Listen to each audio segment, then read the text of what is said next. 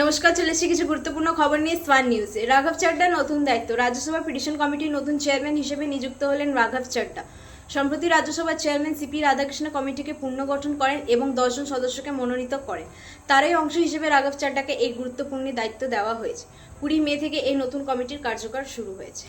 চলে আছে দ্বিতীয় খবর। প্রধানমন্ত্রী মোদীকে হোয়াইট হাউসে আমন্ত্রণ ট্রাম্পের।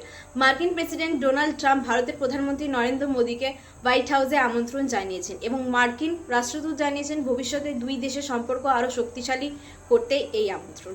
চলে আছে পরবর্তী খবরে। সল্টলেক স্টেডিয়ামে থেকে সরানো হলো ফুটবল ভাস্কর্য। সল্টলেক স্টেডিয়ামের বাইরে থাকা ফুটবল থিমের ভাস্কর্যটি সরিয়ে দিলেন পশ্চিমবঙ্গ সরকার এবং এই ভাস্কর্যটি 2017 সালে ফিফা বিশ্বকাপের আগে বসানো হয়েছিল এবং এর নকশা করেছিলেন মুখ্যমন্ত্রী মমতা বন্দ্যোপাধ্যায়।